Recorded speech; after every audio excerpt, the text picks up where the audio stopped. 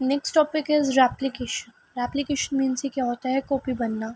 While proposing the double helical structure for DNA, Watson and Crick had immediately proposed a scheme for replication of DNA. जब Watson and Crick ने double helical structure दिया था DNA का, तो उन्होंने ये भी प्रपोज कर दिया था कि डीएनए जो है वो रेप्लिकेट करता है।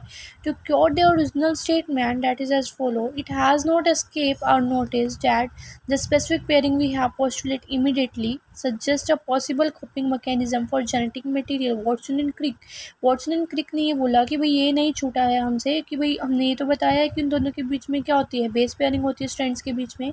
तो उससे ये भी पता चल जाता है कि भाई पॉसिबल कॉपिंग मैकेनिज्म भी है इनके लिए। कॉपी मतलब रेप्लिकेशन, ठीक है।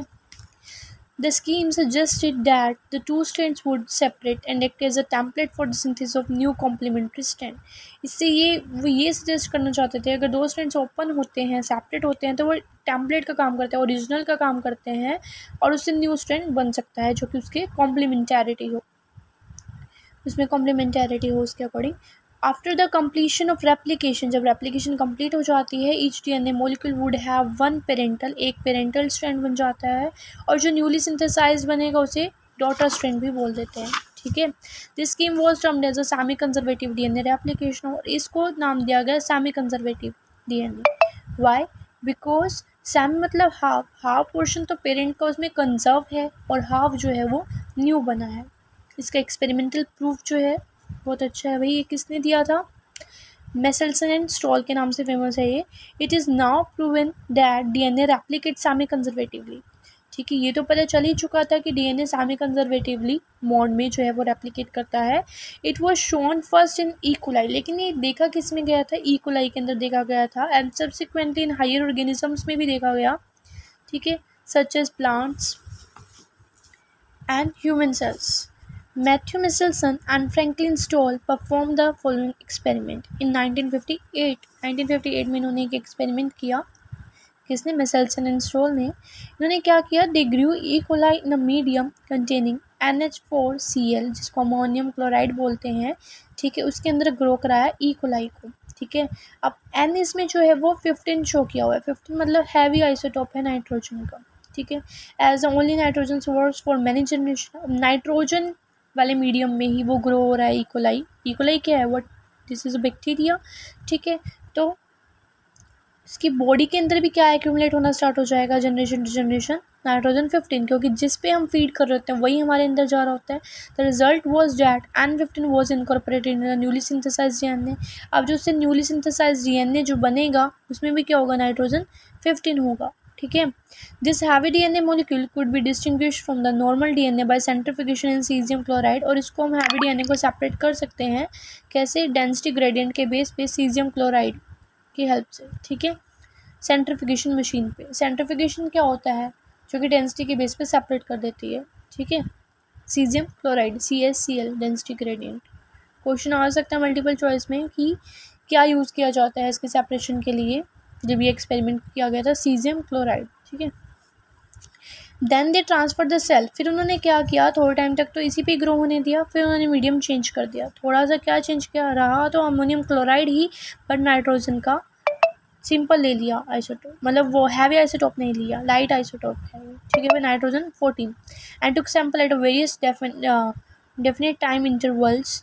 द सेल मल्टीप्लाई करेंगे, एक्सट्रैक्ट किया फिर डीएनए को, ठीक है। फिर देखा कि क्या सीजियम क्लोराइड जो है उसके बेस पे किया गया, ठीक है। तो फिर ये देखा गया कि क्या चेंज आता है इसके अंदर, क्या नहीं आता।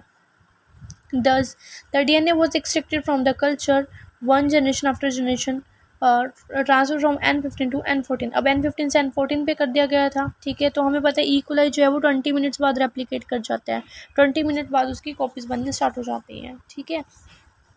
अब उसके अंदर हाइब्रिड आ गया। हाइब्रिड मतलब एक में हैवी और एक में लाइट स्ट्रैंड आ गया। DNA extract from the culture after another generation, फिर अगर फिर से अनदर 20 मिनट्स बाद देखते हैं, 40 मिनट्स हो गए टोटल, तो फिर क्या चेंज आता है, ठीक है। तो इक्वल अमाउंट आ जाता है हाइब्रिड डीएनए का एंड लाइट डीएनए का, ठीक है। ऐसी नेक्स्ट क्वेश्चन अगर 80 मिनट्स बाद करते हैं तो क्या होगा?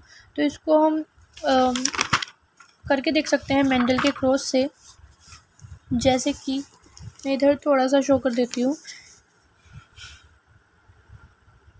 ये है नाइट्रोजन, अब ये ई ई कोलाई के सिर्फ डीएनए की बात हो रही है यहाँ पे, ठीक है, इसलिए डीएनए को मेंशन किया हुआ है। मान लो ये क्या है, हैवी है, इसको थोड़ा सा मैं इस तरह से शो कर रही हूँ। अब ये जो है वो क्या शो कर रहा है, N15 इनकॉर्पोरेट हो चुका है, हैवी है, इसके अंदर दोनों स्ट्रैंड हैवी बन रहे हैं, ठीक है। तो अब जब इसके स्ट्रैंड्स ओपन होंगे, सेपरेट होंगे, क्योंकि हमें पता है कि भाई वो सेपरेट हो जाते हैं, तो इस तरह से मान लो ये क्या हो गया, सेपरेट हो गए आफ्टर 20 मिनट्स के बाद, ठीक है। अब इनका मीडियम चेंज कर दिया, अब इनको किस पे ले आए भाई, N14 पे, ठीक है। तो N14 को मैं ब्लैक पेन से शो कर रही हूँ। अब N14 आएगा उसके अंदर, ठीक है। तो N14 किस तरह से इनकॉर्पोरेट होगा, ये दो में डिवाइड हो रहा था, अब जो न्यू स्ट्रैंड बनेगा उसके अंदर N14 होगा, क्योंकि मीडियम चेंज कर दिया था, ठीक है। तो ये N14 हो गया। अब ये क्या बन गए, हाइब्रिड, क्योंकि एक स्ट्रैंड N15 का है और एक स्ट्रैंड N14 का है, ये N15 ये N14, ठीक है। फिर 20 मिनट्स बाद फिर से देखेंगे तो ये किस तरह से सेपरेट होंगे, एक ब्लैक है भाई जो शो कर रहा है N14, एक रेड, इस तरह से ये भी सेपरेट होगा,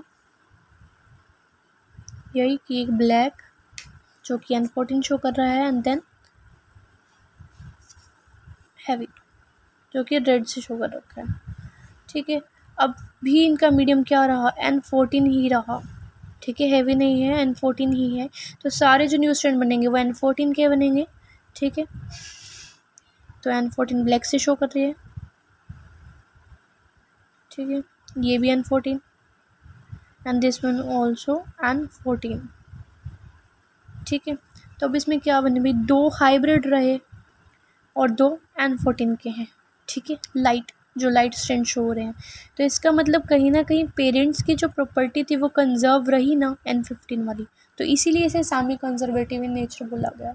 अगर क्वेश्चन आ जाता है कि डीएनए सेमी कंजर्वेटिव है इन नेचर, प्रूव करो, तो यही एक्सपेरिमेंट से शो करना होगा। यही बस इन्होंने इस तरह से दिखा रखे, ये N15 है, 20 मिनट्स बाद हाइब्रिड बने इस तरह से, देन 40 मिनट्स बाद दोबारा 20 मिनट बाद क्या हुआ, ये दो तो कैसे बने, हमें बिल्कुल लाइट मिल रहे हैं, देखो N14 के और दो हाइब्रिड मिल रहे हैं इस तरह से, ठीक है। तो इस तरह से भी शो कर सकते हो। ये सेंट्रिफिकेशन में दिखा रखा है कि पहले N15 थे, देन हाइब्रिड बन गया N15-14, देन N14 सेपरेट हो गए डेंसिटी के बेस पे, ठीक है, क्योंकि लाइट थे और हैवी वाला नीचे रहा, ठीक है, और ये हाइब्रिड दिखा रखे हैं। नेक्स्ट है very similar experiment involving use of radio active thymidine जो था वो यूज़ किया गया था डिटेक्ट करने के लिए कि न्यूली सिंथेसाइज्ड डीएनए बनता है नहीं बनता। प्लांट्स के ऊपर किया गया था, पहले ई कोलाई पे किया गया था, और अब प्लांट्स के ऊपर कौन से, विसिया फैबा बीन्स भी बोलते हैं जिन्हें, और किसने किया था, Taylor and his colleagues in 1958। इन्होंने भी 1958 में ही किया था, ठीक है, मिचेल्सन एंड स्टोल है, और उसने भी 1958 में किया। The experiment prove that DNA in a chromosome also replicate semi conservatively, ठीक है। तो इससे ये प्रूव हो गया था कि डीएनए जो है वो सेमी कंजर्वेटिवली रेप्लिकेट करता है, ठीक है। तो क्वेश्चन जो है वो अराइज होएगा 1 मार्क्स में से, तो यहाँ से ये आएगा कि क्या यूज़ किया था, रेडियो एक्टिव थाइमिडीन, ठीक है, और किस पे किया गया था, विसिया फैबा बीन्स पर, ठीक है, और किसने किया था, टेलर ने, सेम एक्सपेरिमेंट सेमी कंजर्वेटिव के लिए। और बाकी हमें मिचेल्सन एंड स्टोल का तो पता ही है कि ई कोलाई पे किया गया था, और क्या यूज़ करके, नाइट्रोजन 15 उसके आइसोटोप यूज़ करके यूज़ किया गया था, ठीक है, ओके।